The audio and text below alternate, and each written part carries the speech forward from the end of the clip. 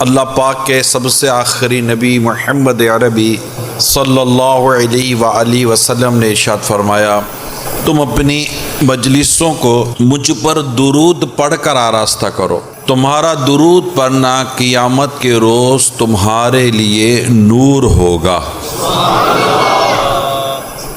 صلو علی الحبیب صلی اللہ تعالی علی محمد۔ ایک بڑا پیارا واقعہ کتابوں میں لکھا ہے، حضرت سیدنا اسود بن کلثوم رحمۃ اللہ تعالی علیہ، یہ ان کا واقعہ ہے۔ یہ بہت ہی باحیا اور نیک نوجوان تھے۔ چلتے وقت اپنی نگاہوں کی حفاظت کرتے اور نگاہیں نیچی رکھا کرتے تھے تاکہ کسی بد نگاہی سے بچ سکیں، آنکھوں کے گناہوں سے خود کو بچا سکیں۔ ایک مرتبہ آپ گھروں کے قریب سے گزر رہے تھے کہ کسی عورت نے دوسری عورت سے کہا، جلدی سے گھر کے اندر چلی جاؤ، کوئی نوجوان آ رہا ہے، یعنی تم پردہ کر لو، کوئی غیر اجنبی مرد کی تم پر نگاہ پڑ جائے گی، یہ اچھا نہیں ہے، تو تم اندر چلی جاؤ۔ ساری عورتیں اندر چلی جائیں۔ یہ سن کر دوسری عورتوں نے کہا، ارے یہ تو حضرت سیدنا اسود بن کلثوم ہیں رحمۃ اللہ تعالی علیہ، ان کی نظریں تو زمین سے اٹھتی ہی نہیں ہیں، پھر یہ کسی عورت پر نظر ڈالیں گے کیسے؟ ان کے بارے میں یہاں تک مشہور تھا کہ ان کی نظر ہی زمین سے نہیں اٹھتی، اس قدر اپنی نگاہوں کی یہ حفاظت کرتے ہیں۔ حضرت سیدنا امام غزالی رحمۃ اللہ تعالی علیہ فرماتے ہیں، حضرت سیدنا عیسیٰ روح اللہ علی نبینا وعلیہ الصلاۃ والسلام سے منقول ہے، خود کو بد نگاہی سے بچاؤ، کیونکہ بد نگاہی دل میں شہوت کا بیج بوتی ہے، پھر شہوت بد نگاہی کرنے والے کو فتنے میں مبتلا کر دیتی ہے۔ میرے پیارے اسلامی بھائیوں، دنیا بھر میں کہہ سکتے ہیں کہ بے حیائی کا، بے پردگی کا، بے شرمی کا ایک سیلاب آیا ہے۔ بدقسمتی یہ ہے کہ مسلمان خود اس سیلاب میں بہہ گیا۔ یہ ہمارا کلچر نہیں ہے، یہ ننگا پن، آدھے کپڑے، نگاہوں کی حفاظت کا نہ ہونا، حیا کا چلا جانا، یہ ہمارے دین اور ہمارے اسلام کی یہ تعلیمات نہیں ہے۔ ہمارا دین، ہمارا اسلام، ہمارا مذہب، اس کی تعلیمات بڑی خوبصورت ہیں۔ میں آپ کو سورہ نور کی آیت کریمہ بیان کرتا ہوں۔ چنانچہ اللہ پاک ارشاد فرماتا ہے، مسلمان مردوں کو حکم دو، مسلمان مردوں کو حکم دو کہ اپنی نگاہیں کچھ نیچی رکھیں اور اپنی شرم گاہوں کی حفاظت کریں، یہ ان کے لیے زیادہ پاکیزہ ہے، اور فرمایا اللہ پاک کو ان کے کاموں کی خبر ہے۔ یاد رکھیے میرے پیارے اسلامی بھائیوں، دین اسلام کی خوبصورتی یہ ہے کہ جس چیز کو حرام قرار دیتا ہے اسے بچنے کے طریقے بھی سکھاتا ہے۔ اسلام نے بدکاری، بے حیائی کو حرام قرار دیا، اجنبی مرد اور عورت کا بلا ضرورت آپس میں کلام و ملاقات کرنا نہ کرنا، یہ اسلام نے اس سے منع کیا کہ بھئی یہ نہیں کر سکتے ہم۔ عورتوں کا غیروں کے سامنے بھڑکیلے بے پردگی کے لباس نہ پہننا، بلا ضرورت گھر سے باہر نہ نکلنا وغیرہ کثیر احکام عطا فرمائے گئے ہیں۔ اس طرح کے احکام کو اصول فقہ میں جو کہا جاتا ہے، تو اصول فقہ کی زبان میں اس کو کہتے ہیں سد ذرائع، یہ یاد کر لیں ورڈ، یعنی برائی کے اسباب ہی کو روک دینا، یہ کہا جاتا ہے۔ یہ اسلام کی خوبی ہے۔ جیسے ہم کو فرمایا گیا لا تقربوا الزنا، بدکاری کے قریب مت جاؤ، کہ بدکاری کے قریب جاؤ گے تو بدکاری میں پڑو گے نا۔ قرآن میں فرمایا گا بدکاری کے قریب، یعنی ہر وہ چیز جو تمہیں بدکاری کے قریب لے جائے، اس میں نگاہوں کا بھی بہک جانا ہے، اس طرح کی باتیں سننا ہے، اس طرح کے مناظر دیکھنا ہے، اس طرح کی ویڈیوز دیکھنا ہے، اس طرح کے معاملات میں پڑھنا ہے جو تمہیں بدکاری کے قریب لے جائے۔ آپ غور کیجئے کہ اللہ پاک کے پیارے حبیب صلی اللہ علیہ وسلم نے ارشاد فرمایا تم لوگ راستوں میں بیٹھنے سے بچو، تم لوگ راستوں میں بیٹھنے سے بچو۔ صحابہ کرام نے عرض کی یا رسول اللہ صلی اللہ علیہ وسلم راستوں میں بیٹھے بغیر ہمارا گزارا نہیں، ہم بیٹھ کر باتیں کرتے ہیں۔ ارشاد فرمایا اگر راستوں میں بیٹھے بغیر تمہارا گزارا نہیں تو راستے کا حق ادا کرو۔ صحابہ کرام علیہ رضوان نے عرض کی راستے کا حق کیا ہے؟ ارشاد فرمایا نظر نیچی رکھنا، نظر نیچی رکھنا، تکلیف دہ چیز کو دور کرنا، سلام کا جواب دینا، نیکی کی دعوت دینا، برائی سے منع کرنا، یہ راستوں کا حق ہے۔ یہ بخاری شریف کی حدیث میں نے آپ کو سنائی ہے۔ دوسروں کے پوشیدہ اعضاء پر نظر ڈالنے سے بچنے کے متعلق، یعنی جو دوسروں کے جسم کے حصے نہیں دیکھنے، پوشیدہ اعضاء جس کو چھپانا فرض ہے، لازم ہے، جس کو نہیں دیکھنا، اس کو نہ دیکھنے کے تعلق سے پیارے آقا صلی اللہ علیہ وسلم نے ارشاد فرمایا ایک مرد دوسرے مرد کے ستر کی جگہ نہ دیکھے، نہ عورت دوسرے عورت کے ستر کی جگہ دیکھے۔ اب مرد کی ستر کی جگہ عورت تو ہے چھپانے کی شے، اس کے بھی کچھ تخصیص بعض حدیث میں موجود ہے، لیکن اب بھی اگر میں بات کروں جو میرا موضوع اس وقت جو چل رہا ہے، اب جیسے کہ مرد کے گھٹنے سے لے کر ناف کے نیچے یہ پورے کے پورا ستر عورت ہے، رائٹ؟ اب جب ہم یہ باتیں کرتے بھائی یہ کہاں لکھا ہے؟ اب یہ ایک تو ایک حدیث میں نے سنا ایک مرد دوسرے مرد کے ستر کی جگہ نہ دیکھے۔ اب میں آپ کے سامنے بڑی واضح حدیث سنانے جا رہا ہوں۔ پیارے آقا صلی اللہ علیہ وسلم نے فرمایا ناف اور گھٹنے کے درمیان کی جگہ ستر یعنی مرد کے لیے اسے چھپانا فرض ہے، یعنی یہ جو ستر عورت ہے ناف کے نیچے سے لے کر اس میں پورا گھٹنا شامل ہے، یہ چھپانا کیا ہے؟ فرض ہے۔ نہ اسے بلا اجازت شرعی دیکھا، مطلب اس کو دیکھنے سے بچنا ہے اور دکھانے سے بھی بچنا ہے۔ پیارے آقا صلی اللہ علیہ وسلم نے فرمایا مسلمان مرد کا ستر اس کی ناف سے لے کر گھٹنے تک ہے۔ ایک اور حدیث میں مسلمان مرد کی ران اس کے ستر کا حصہ ہے۔ اسی طرح ایک اور حدیث پاک میں ہے، ترمذی شریف کی حدیث ہے، اپنی ران کو چھپا کر رکھو کیونکہ یہ بھی عورت یعنی چھپانے کی چیز ہے۔ عورت کا مطلب کیا ہے؟ چھپانے کی چیز، یہ یاد کر لو، عورت کا مطلب کیا ہے؟ چھپانے کی چیز ہے، اور ہمارے عورت کیا ہے؟ باہر نکلی ہوئی ہے، اس کو چھپا کر رکھنے ہی مشکل ہو چکا۔ ابھی ہم آپس کی باتیں کرتے ہیں۔ اس وقت جو میں کلچر دیکھ رہا ہوں معاذ اللہ ثم معاذ اللہ، وہ شارٹ پینٹ کا کلچر ہے۔ شارٹ پینٹ،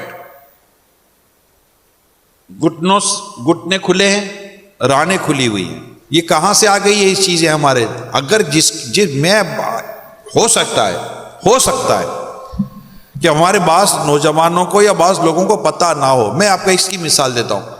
ہمیں جگہ کا نہ، اسی سفر کے اندر ایک جگہ نیکی کی دعوت کے لیے میں حاضر ہوا، تو واپسی میں جب ہم گاڑی میں بیٹھے تو وہی جو ساتھ ہمارے بیٹھے تھے نیکی کی دعوت کے طور پر، وہ گاڑی میں پیچھے بیٹھ گئے، وہی ان کی شارٹ تھی، اب گھٹنے کھلے ہوئے، سارا کھلا ہوا۔ میں آگے کی سیٹ پہ بیٹھا تھا، وہ پیچھے بیٹھے ہوئے تھے۔ اب چونکہ تھوڑی دیر نیکی کی دعوت کا سلسلہ ہوا، یہ سب کچھ ہوا، تو میں نے کہا کہ اگر آپ کو ایک نیکی کی دعوت پیش کروں، پھر میں نے ان کو یہ مسئلہ سمجھایا۔ میں ان کو مسئلہ نہیں پتا تھا، بقول ان کے کہ مجھے نہیں پتا تھا کہ یہ چھپانا فرض ہے اور اس کی اجازت ہماری شریعت میں نہیں ہے، اس کو نہیں پتا۔ نوجوان تھا، اپنے پنجاب کا ہی تھا لیکن یورپ میں ہے، نہیں پتا ہوگا، ہو سکتا ہے نہیں پتا ہوگا، چلو ٹھیک ہے مان لیتے نہیں پتا۔ آج تو پتا چلا۔ میں نے سوچا تھا میں کو ہو سکتا ہے کہ شاید ہمارے کئی نوجوانوں کو نہیں پتا ہوگا، شاید نہیں پتا ہوگا، یہ مجھے تھا۔ ماں باپ شاید منع نہیں کر پا رہے، یا ماں باپ کو بھی ایسا لگتا ہے کہ یہ بھی فیشن ہے، چلے گا، یہ اس کی اجازت نہیں ہے۔ کیوں؟ آخر ہم آدھے ننگے کیسے ہو گئے؟ ہمارے کپڑے آدھے کیسے ہو گئے یار؟ ہماری عورتوں اور ہماری بچیوں کے کپڑے آدھے کیسے ہو گئے یار؟ یہ نہیں ہونا چاہیے تھا، یہ بالکل نہیں ہونا چاہیے تھا۔ بڑی پریشانی ہو گئی، بڑی آزمائش ہو گئی، ہم روک نہیں پا رہے یا ہمیں پتہ نہیں ہے، مجھے نہیں اندازہ کہ کیا ہے کیا نہیں ہے، لیکن شریعت و دین کے احکام حیا جیسے کہ رخصت سی ہو گئی ہمارے درمیان سے۔ اسلام ہمیں شرم و حیا کا درس دیتا ہے، لباس میں شرم و حیا، بولنے میں شرم و حیا، دیکھنے میں شرم و حیا، ہر چیز میں شرم و حیا کا درس دیتا ہے اسلام و دین۔ رسول اکرم صلی اللہ علیہ وسلم نے ہمیں حیا کی طرف بلایا ہے۔ پیارے آقا صلی اللہ تعالی علیہ وآلہ وسلم نے ارشاد فرمایا، بے شک حیا اور ایمان آپس میں ملے ہوئے ہیں، حیا اور ایمان آپس میں ملے ہوئے ہیں، تو جب ایک اٹھ جاتا ہے تو دوسرا بھی اٹھا لیا جاتا ہے۔ میرے آقا صلی اللہ علیہ وسلم فرماتے ہیں، ہر دین کا خلق ہے، اسلام کا خلق حیا ہے۔ میرے آقا صلی اللہ علیہ وسلم فرماتے ہیں، بے حیائی جس چیز میں ہو اسے عیب دار کر دیتی ہے، اور حیا جس چیز میں ہو اسے زینت بخشتی ہے۔ آج اگر ہم معاشرے کی، میں آپ کے سامنے تھوڑی سی عکاسی کرتا ہوں، غور کیجئے گا کہ کس طرح کی بے حیائیوں کا انداز ہماری سوسائٹی میں بڑھتا چلا جا رہا ہے۔ فحش یعنی بے حیائی والی گفتگو۔ میں کہیں بیٹھا یہ بات کر رہا تھا، کراچی کی بات ہے یا کسی شہر کی بات ہے، تو مجھے کہا کہ اب تو یہ میڈیا پر کلچر بن گیا ہے، بعضوں کو شاید ہو سکتا پتہ، اللہ کرے نہ پتہ ہو، کلچر بن گیا ہے کہ بے حیائی کی باتیں کی جائیں، اور وہ ڈبل معنی والی باتیں بتا رہے تھے کی جائیں کہ جس سے مطلب کہ سننے والے کو بے شرمی، بے حیائی، ننگی باتیں، کھل کر بات ننگی ہوئی بھی نہیں ہے اور بات ہو بھی گئی ہے، اور لوگ ہنستے مسکراتے کہتے کہ یہ اب میڈیا کا کلچر بن گیا ہے، یہ اس طرح کی چیزیں چل رہی ہیں، ان کو اللہ پاک سے ڈرنا چاہیے۔ تم کر کیا رہے ہو؟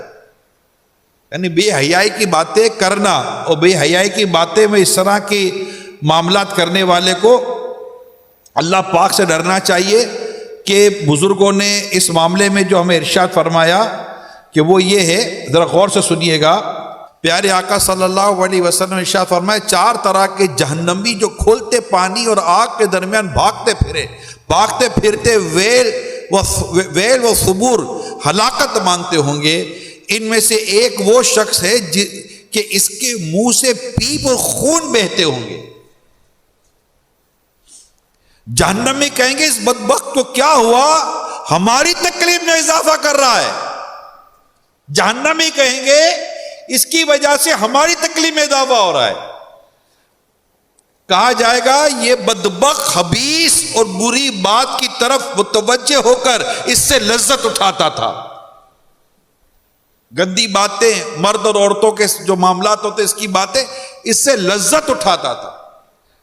حضرت سیدنا شعیب بن ابی سعید رضی اللہ تعالیٰ فرماتے جو بے حیائی کی باتوں سے لذت اٹھائے، بروز قیامت اس کے منہ سے پیپ اور خون جاری ہوں گے۔ حضرت سیدنا ابراہیم بن میسرہ رحمۃ اللہ تعالیٰ نے فرماتے بے حیائی کی باتیں کرنے والا قیامت کے دن کتے کی شکل میں آئے گا۔ مذاق بنایا ہوا ہے، مذاق بنایا ہوا ہے۔ مسلمان لگتا ہے اس کو پتا نہیں ہے کہ مجھے کیا سننا حرام ہے، کیا سننا حلال، کیا دیکھنا حلال، کیا دیکھنا حرام۔ نہ بولتے ہوئے سوچتا ہے کہ میرے دین، میرا اسلام، میرا مذہب اس معاملے میں مجھے کیا کہتا ہے، قیامت کے دن میرا حال کیا ہوگا۔ ایسا شخص سوچتا نہیں، سننے والا سوچتا نہیں کہ خدا نہ خواستہ کر یہی اس عذاب میں مبتلا ہو گیا جس سے دیکھ کر جہنمی کہیں گے کہ اس کی وجہ سے ہماری تکلیف بڑھ رہی ہے، کہیں میں ان بدبختوں میں شمار نہ ہو جاؤں، کہیں خدا نہ خواستہ مجھے کتے کی شکل میں نہ اٹھا لیا جائے۔ ڈر نہیں لگتا، شرم نبی، خوف خدا، یہ بھی نہیں وہ بھی نہیں۔ مجھے اندازہ ہے انٹرنیٹ اور میڈیا نے بہت برائی پھیلائی ہوئی ہے۔ کیا وہ اس کو لائکس اور سبسکرائب اور کیا وہ ممبر بننا، جو بھی آپ کے فالوورز بنانا، یہ ساری ٹرم چل رہی ہیں. ارے بھائی لائک بڑھانے میں تمہیں نہ لائک بننے کی کیا ضرورت ہے بھائی؟ خدا سے ڈرو یار، تمہیں مرنا نہیں ہے. خود بھی برائی میں لگ گئے اور دوسروں کو اگر نہیں پتا تھا تو بھائی میں نے آج بتا دیا ہے، مہربانی کرو اپنی زبان کی حفاظت کرو، اپنی آنکھوں کی حفاظت کرو، اپنے کان کی حفاظت کرو. کیا ہو کیا گیا ہے اے لوگوں، تمہیں اللہ کی نافرمانی سننے سے حیا نہیں آتی، تمہیں بے حیائی کی باتیں کرنے سے حیا نہیں آتی. دو معصوم فرشتے ہمارے ساتھ ہیں، خدا کے بندوں لکھنا پڑتا ہے ان معصوم فرشتوں کو. جو بے حیائی کی باتیں کرتے سنتے ہو، خدا کا خوف کرو. اپنے رب کے حضور قیامت کے دن ان اعمال کو کیسے پڑھو گے؟ کیا تمہیں نہیں پتا کہ ہمارے ہاتھ میں نامہ اعمال دیے جا سکتے، اور کہا جائے پڑھو تو کیسے پڑھیں گے؟ کسی کو خواب میں دیکھ کر پوچھا کیا ہوا، کہا میرے ہاتھ میں نامہ اعمال دیا گیا، اور کہا پڑھو. میں نے اپنے رب کے حضور پڑھنا شروع کیا، پڑھتا گیا، ایک جگہ آ کر رک گیا، مجھ سے آگے پڑھا نہیں جا رہا تھا. کہا گیا ایسی کیا بات تھی؟ کہا مجھ سے پڑھا نہیں گیا، شرم کی وجہ سے میرے بدن کی جلد پگھل کر پاؤں میں آ گئی. بھائی وہ کیا بات تھی؟ کہا کسی ایک لڑکے کو بری نظر سے دیکھا تھا بس. اب میں اپنے رب کے حضور کیسے پڑھوں؟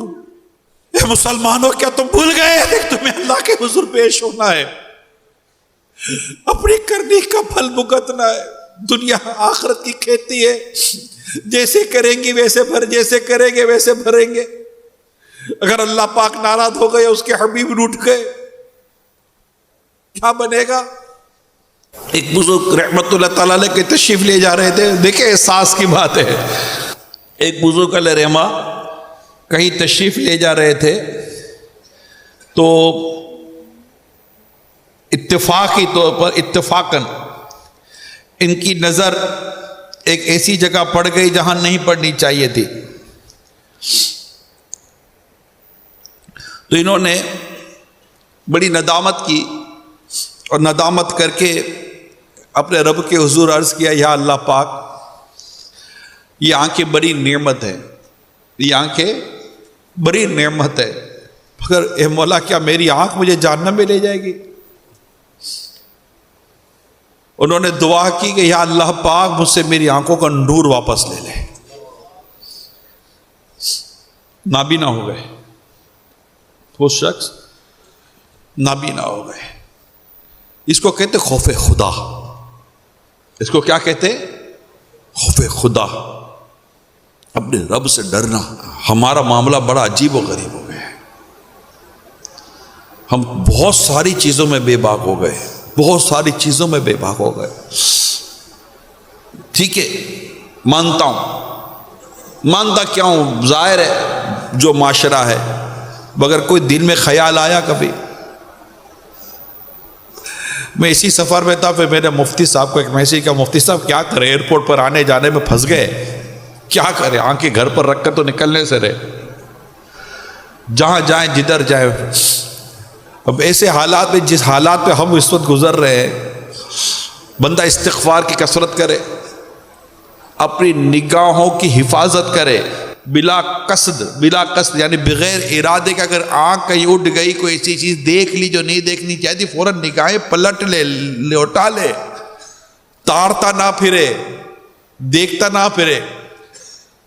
مگر میں تو یہ سوچتا ہوں کہ صرف باہر کی کہانی کہاں ہے، کمرے کے اندر موبائل پر کیا نہیں کرتا بندہ، ٹی وی کی اسکرین پر کیا نظر نہیں آتا.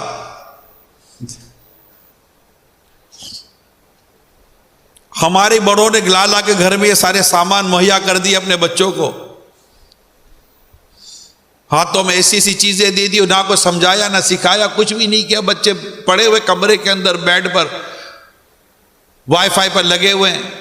کوئی تربیت، کوئی احساس، کوئی ذمہ داری، کوئی ایسی بلاک کرنا، کوئی یہ کرنا وہ کرنا والدین نہیں کر رہے، چھوڑ دیا ان کو ان کے حال پر. کہاں جا رہے ہیں، کدھر جا رہے ہیں، کس کے ساتھ بیٹھ رہے ہیں، کیا سیکھ رہے ہیں، کیا پڑھ رہے ہیں، کیا سمجھ رہے ہیں، کوئی پرواہ نہیں ہے. پیسے کمانے، پیسے کمانے، پیسے کمانے. نسلوں کا کیا بنے گا، خاندان کا کیا بنے گا، ہماری بچیوں کا کیا بنے گا. یہ تو اسی سفر میں ایک آدمی ملا، اس کے ساتھ چھوٹی سی بچی تھی، بیچارہ بڑا کر رہا تھا، بھولتا نہیں ہو میری بیٹی کا کیا بنے گا، میری بیٹی کا کیا بنے گا. ارے یہ اللہ کا شکر ہے، احساس ہے. میں بولوں یہ احساس اللہ کرے یہ احساس بھی نہ مر جائے. اگر یہ احساس ہی مر گیا تو ہمارے پاس رہے گا کیا؟ خالی پیسہ کمانے کے لیے پیدا ہوئے کیا؟ اخلاق، کردار، حیا، شر، اپنی اور اپنے گھر والوں کی اصلاح کی کوشش، قرآن و حدیث کے مطابق عمل کرنا، عمل کروانا، جو ہماری ذمہ داریاں ہیں وہ سب کہاں چلی گئی؟ اس کے بارے میں کچھ سوچ کیوں نہ بنے ہماری؟ کیا خوب کہا کسی نے، دل کے پھپھولے جل اٹھے سینے کے داغ سے، اس گھر کو آگ لگ گئی گھر کے چراغ سے. بڑوں بڑوں کا حال بڑا ہے، ایک ہی دھن ہے، بس پیسہ کمانا ہے، پیسہ کمانا ہے، پیسہ کمانا ہے. کون پیسے دیکھ، کتنا پیسوں کا سکھ دیکھ لیا بھائی. ایک جگہ تھا، کہا بیوی بچوں کے لیے پیسے کما رہے. میرے تیرے بیوی بچے ہی اب تیرے پاس نہیں رہیں گے تو پیسوں کا تو اچار ڈالے گا. مڑ کر دیکھے گا تو نہ بچی تیرے پاس ہے، نہ بچہ تیرے پاس ہے، نہ فیملی تیرے پاس ہے، سارے آگے پیچھے ہو گئے. اولڈ مین کر کے تجھے دھکا مار کر نکال دیا تو کرے گا کیا؟ پیسوں کا اچار ڈالے گا بھائی جان، پیسے کا ڈگی میں لے کر گھومے گا. کیا کرو گے ان پیسوں کا؟ اصل تو وہ تربیت تھی کہ صرف یہی پوچھا جائے گا، مردوں آپ سے صرف یہی پوچھا جائے گا کہ گھر کے کھانے پینے اور خرچے پانی کا کیا کیا. کہ ہم سے یہ نہیں پوچھا جائے گا کہ ہم نے اپنے بیوی بچوں کی تعلیم اور تربیت کے اوپر کیا توجہ دی. کہ اس کی ذمہ داری آپ کی میری نہیں ہے؟ یا ایھا الذین آمنوا قوا انفسکم واہلیکم نارا وقودھا الناس والحجارہ. اے ایمان والو، خود کو اور اپنے گھر والوں کو جہنم کی اس آگ سے بچاؤ جس کا ایندھن آدمی و پتھر ہیں. اے عاشقان رسول، جو ملک میں، بیرون ملک، دنیا بھر میں جہاں بھی ہیں آپ، مہربانی کریں اپنی ذمہ داری کو سمجھیں. اور یہ جو شرم اور حیا جو ہمارے درمیان سے رخصت ہو رہی ہے، ہو چکی، چاہے لباس کے نام پر لو، بولنے چلنے کے نام پر لو، سننے کے نام پر لو. بزرگوں کے ساتھ حیا نہ رہی، بے حیائی سے باتیں کرتے، بے ادب ہو گئے، بے شرم ہو گئے. اب بے طبع تو تڑا پر تو اتر آئے ہمارے نوجوان اپنے ماں باپ کے ساتھ. نہ شوہر بیوی کا حق ادا کر پا رہا ہے، نہ بیوی شوہر کا ادب حیا کر پا رہی ہے. بیوی بے حیائی کے کام کر رہی ہے، شوہر کی صحت میں فرق کوئی نہیں پڑ رہا. اس کے کپڑے بے حیا ہو گئے، اس کے شوہر کے کان پر جو تک نہیں رینگ رہی. اس کی بیٹی بے حیائی والے لباس پہن رہی ہے، اس کی صحت پر فرق ہی کوئی نہیں پڑ رہا. دلا رہا ہے لباس بھی بے حیائی کے دلا رہا ہے، بے شرمی کے دلا رہا ہے. آپ بولو کلچر، ماحول. میرا آپ سب سے سوال ہے، کیا 100% ایسے لوگ ہیں؟ نہیں ہیں. یہ معاملہ 100% نہیں ہے. جو بچے ہوئے ہیں یہ ہمارے معاشرے میں بچے ہوئے ہیں، جو بچے ہوئے ہماری سوسائٹی میں بچے ہوئے ہیں، جو بچے ہوئے انہی حالات میں بچے ہوئے ہیں یا نہیں؟ کیسے بچے؟ وہ کیوں نہیں کہتے ان کی عورتیں پردہ کر رہی ہیں، ان کی بچیاں پردہ کر رہی ہیں، خود شرم و حیا کے پیکر ہیں، ان کے بچے عالم بن رہے ہیں، ان کے بچے حافظ بن رہے ہیں، خود ایک مٹھی داڑھی رکھ کر سر پر امامہ سجا کر 5 ٹائم بھی نماز پڑھ رہے ہیں، حرام سے بچ رہے، گناہوں سے بچ رہے ہیں، گھر میں گناہ بھرے چینل ان کے بند ہیں. ایسے لوگ ہمارے ارد گرد ہیں یا نہیں ہیں؟ اسی سوسائٹی میں ہیں یا نہیں ہیں؟ اسی معاشرے میں ہیں یا نہیں ہیں؟ وہ کیوں نہیں کہہ رہے کہ بھائی کیا کر سکتے ہیں؟ کیونکہ وہ بچنا چاہتے تھے، اللہ نے انہیں بچایا ہوا ہے. وہ بچنا چاہتے ہیں، اللہ نے انہیں بچایا ہوا ہے. آپ بھی بچنے والے بنو، میں بچنے والا بنوں، اللہ ہمیں بھی بچائے گا. ہم بچنے والے تو بنے، ہم اس طرف آئے بھی تو صحیح نا. کیا ہمیں بچنا ہے، خود کو بچانا ہے، اپنے بیوی بچوں کو بچانا، اپنے ماں باپ کو نیکی کی دعوت دینی ہے، سوسائٹی میں نیکی کی دعوت عام کرنی ہے. ایک اور بڑا پرابلم ہے ہمارے یہاں، یہ تو پتہ نہیں، یہ بھی مجھے لگتا ہے شاید ایک تعداد کو نہیں پتا ہوگا. یار کو میں سمجھایا لوگ سمجھ جاتے ہیں. بریسلیٹ پہنتے ہیں نوجوان، مطلب مرد بریسلیٹ پہنتا ہے، چین پہنتے ہیں، کڑے پہنتے ہیں، سلور ہو، گولڈ ہو یا کوئی بھی میٹل ہو، مسلمان مردوں یہ ناجائز ہے، ناجائز ہے، یہ چین پہنتے ہیں، چاہے وہ گولڈ ہو، سلور ہو یا میٹل کسی بھی دھات کی ہو، اے مسلمان مردوں یہ ناجائز ہے، یہ مت پہنو، کہیں ایسا نہ اللہ نہ کرے قیامت کے دن جہنم کی آگ بن جائے۔ یہ ایسا یہ کلچر چلا ہوا ہے۔ اچھا اب بچا کچا بالی پہن رہے ہیں، مسلمان مردوں کو سمجھا رہا ہوں، بالیاں پہن رہے ہو، یار اللہ نے تمہیں مرد بنایا، مرد بن کے رہو نا، عورتوں کی طرح لباس، عورتوں کی طرح کپڑے۔ اب بچا کچا تو مرد اپنے ہاتھوں پر باقاعدہ عورتوں کی طرح مہندی لگا رہا ہے۔ یہ مسئلہ کیا ہے؟ مسئلہ ہے کیا؟ ہو کیا گیا ہم سب کو؟ ہمارا رب فرماتا یا ایھا الذین آمنوا ادخلوا فی السلم کافہ، اے ایمان والو اسلام میں پورے کے پورے داخل ہو جاؤ۔ ہمارا لباس، ہمارا انداز، ہمارا کھانا، ہمارا پینا، ہمارا اٹھنا، ہمارا بیٹھنا، ہماری زیب و زینت، ہمارا طریقہ کار، ہماری خوشی، ہماری غمی، ہمارا دیکھنا، ہمارا سننا، ہمارا بولنا، اسلام میں پورے کے پورے داخل ہو جاؤ۔ ہر چیز اسلام کے مطابق ہوگی۔ ہمارا رب قرآن میں ہمیں فرماتا ہے۔ مجھے انداز سمجھ نہیں آ رہی، یا تو ہمیں واقعی پتہ نہیں ہے، اور یہ اس کا چانس ہے مگر اتنا بھی نہیں ہے، اتنا انفارمیشن کا دور ہے۔ اب یہ کسی کو دیکھ کر چل پڑتے، یعنی میں اب تو اس وقت وہ باتیں کر رہا ہوں جو حرام اور ناجائز اور جس کو شریعت نے منع کر دیا۔ وہ زندگی کا وہ اسٹیج، زندگی کا وہ لیول کہ جس میں ہمارے کردار سے میرے آقا کی سنتیں نظر آنے لگے۔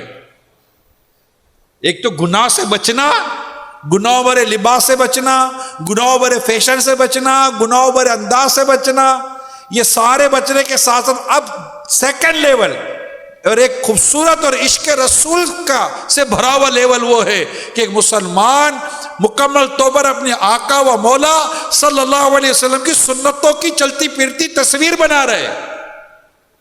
اس کا لباس سنتوں بھرا ہو، اس کا چہرہ سنتوں بھرا ہو، اس کا اٹھنا بیٹھنا چلنا پھرنا سنتوں بھرا ہو، اس کی زندگی میں نماز ہو، فرض نماز، وہ غیبت سے ڈرتا ہو، اس نے ولا یغتب کو سمجھاؤ کہ غیبت نہ کرو، بدگمانی سے بچتا ہو۔ یعنی آپ سوچئے یہ چند چیزیں میں نے بیان کی ہیں، غیبتوں میں ہم پڑے ہوئے، بدگمانی میں ہم پڑے ہوئے، چغلیوں میں ہم پڑے ہوئے ہیں، فلمیں، ڈرامے، گانے، باجے، ان میں موسیقی، یہ مسلمان پڑا ہوا ہے، سب سمجھ نہیں آ رہی ہو کیا گیا ہم سب کو؟ اتنی یلغار ہے گناہوں کی، اتنا سیلاب آیا ہے، اور یہ بچنے کی کوشش نہیں کر رہا، اس میں گویا کہ ڈوب چکا ہے۔ جو بچے ہیں وہ بچے ہیں، اللہ پاک نے جن کو بچایا ہوا ہے۔ ضرورت ہے میرے مبلغوں، میرے اسلامی بھائیوں، مبلغات، اسلامی بہنیں، اے میرے عاشقان رسول، یقین مانو ضرورت ہے، اس وقت بہت ضرورت ہے۔ جتنی تیزی کے ساتھ بے شرمی، بے حیائی، لادینیت، بد مذہبیت اور جس طرح کے فتنے فساد بڑھ رہے ہیں، خدا رہا اپنے پیارے آقا صلی اللہ علیہ وسلم کے مبارک دین، مبارک سنتوں کو عام کرنے کے لیے کمر کس لو، میدان عمل میں آ جائیں۔ صرف نوٹیں چھاپنے کے لیے نہ بیٹھو میرے پیارے اسلامی بھائیوں، قیامت کے دن اپنے رب کے حضور حاضر ہونا ہے۔ کوئی ایسا عمل کر کے رہا ہے کہ ہمارا رب ہم سے راضی ہو جائے۔ ہمیں رسول پاک صلی اللہ علیہ وسلم کی بارگاہ میں شفاعت لینی ہے، آقا کی بارگاہ میں حاضر ہونا ہے۔ کہیں گے اور نبی اذهبوا الی غیری، میرے حضور کے لب پر انا لہا ہوگا۔ قیامت کے دن ہمیں حاضر ہونا ہے۔ انبیاء کرام کے پاس شفاعت کی بھیک لینے جائیں گے، وہ کہیں گے کسی اور نبی کے پاس، کسی اور کے پاس جاؤ۔ ہم سب نے بارگاہ رسالت میں حاضر ہونا ہے۔